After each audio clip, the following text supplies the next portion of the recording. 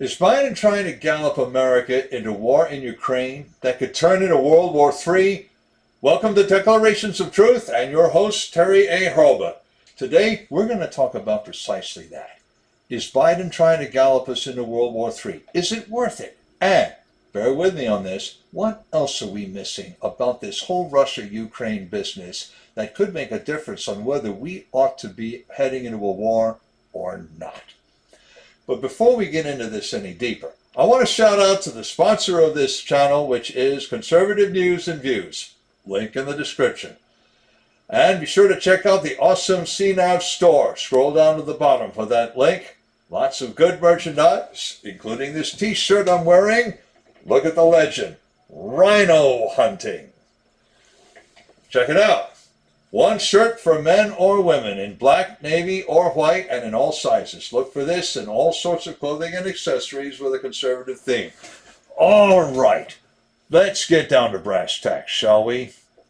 Yesterday, President Joe Biden made a speech in Warsaw, Poland, but clearly was talking to Ukrainians, or at least a segment of them. To ethnic Ukrainians living in Ukraine, he said, "We stand with you." But he made many other statements, not only Saturday, but early in the week, that he must now walk back. He had better walk them back unless he really means to get Americans into World War III. NBC News carried the speech, but this morning, Fox News carried the walkbacks. Some in the Warsaw crowd recently fled Ukraine, and to them he specifically said, "We stand with you." But he said many other things like, "For God's sake, Vladimir Putin cannot remain in power." And this, "A dictator bent on rebuilding an empire will never be able to erase the people's love for liberty. Brutality will never grind down the will to be free. Ukraine will never be a victory for Russia, for free people refuse to live in a world of hopelessness, of darkness." Who is he even talking about? Vladimir Putin? Or Nikita Khrushchev, who held power in the 50s and 60s. I remember him. Maybe Biden got the two mixed up. Wouldn't be the first time he mixed people up. Was anyone in Russia listening? That's impossible to tell at the moment, given sanctions, blackouts, and whatnot. But Biden actually addressed some remarks to any Russians who might be listening. "Your leader will cut you off from the world and is taking Russia back to the 19th century. This is not who you are. This is not the future you deserve for your families and your children. This war is not worthy of you, the Russian people. Putin can and must end this war." Furthermore, he called Putin a butcher. He added that if Russia were to attack Poland, the Americans would defend Poland as the North Atlantic Treaty requires. And as if that weren't enough, on Thursday, some reporter, we don't know who, asked what would happen if Russia were to attack Ukraine with chemical weapons, which they've never threatened. Biden said, "We would respond in kind." The next day, National Security Advisor Jake Sullivan said Biden didn't mean that. Perhaps he had to, because the USA signed the Chemical Weapons Convention that forbids their use. The problem is, the USA has by now destroyed 90% of its former chemical weapons stockpile. What about the other 10%? We don't know. But Jake Sullivan said we wouldn't actually use them. So what does in kind mean? That's as clear as mud. But this much is crystal clear. Mr. President, those are fighting words. The president shouldn't use them unless he means them. And it particularly ill befits a president even to hint at breaking a treaty like the Chemical Weapons Convention. It also ill befits a president to talk so carelessly about getting into a war. Even refugees do not automatically deserve to have other countries fight their wars for them. We don't even have all the facts on exactly why those people from Ukraine fled their country. We know they're running out of a war zone, but that's all. Absolutely everyone talking about these refugees has an agenda. That goes equally for the government of Ukraine as for the Kremlin. And just whiskey tango foxtrot did Biden mean by saying Putin couldn't remain in power.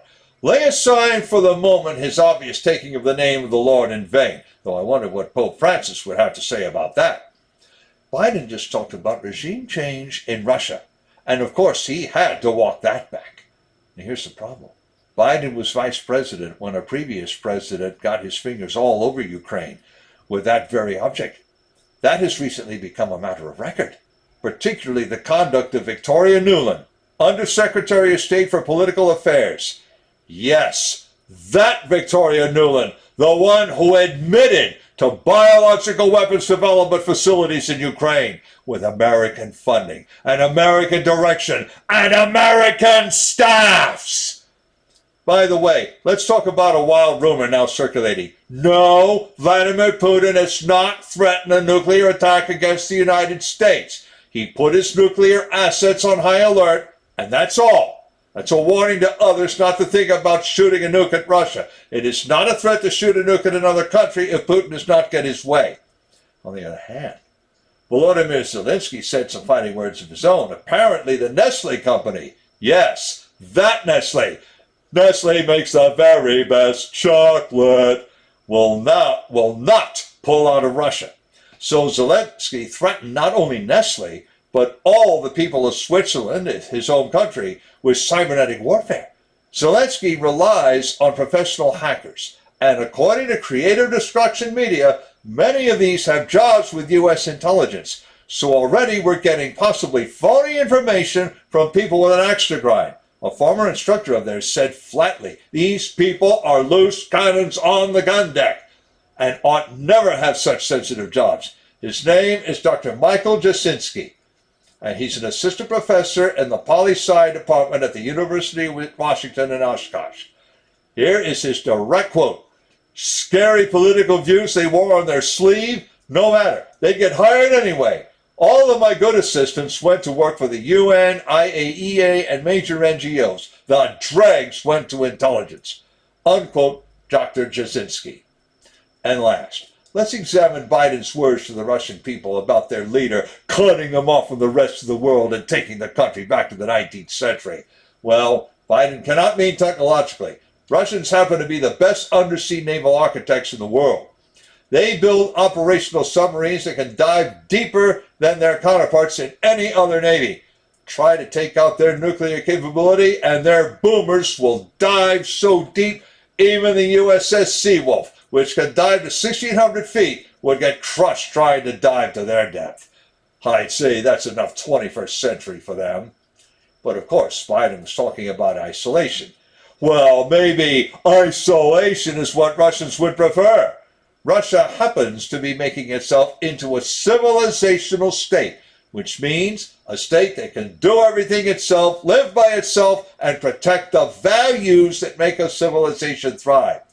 Considering the kind of act Volodymyr Zelensky used to put on before they made him president of the country, which is a matter of record, well, you could never blame a Russian for thinking that keeping out that kind of value would be worth any isolation Russians would have to endure. Is Putin trying to rebuild an empire? How does Biden know? Maybe Putin just wants the world to leave Russia alone. So why did Russia invade Ukraine? Maybe those biological weapons development facilities in Ukraine finally provoked him. Or maybe he had another kind of provocation. Ask yourselves this. Suppose, just suppose, that someone tried to pull a Ukraine crisis that was a Cuban crisis in reverse. So what do we have? A president throwing around fighting words, half of which his administration has to walk back the day after, and for the sake of an ally who threatens neutral countries, in this case Switzerland, with cybernetic attacks. He also attacks a people for wanting their own civilization and not wanting to give that up for the sake of what? A great reset, like a system of which they have 70 years of long and bitter experience. Fat chance. Link in the description to the article that appears on Conservative News and Views, also to the site and to the store. My name is Terry A. Hurlbut, and this has been a declaration of truth.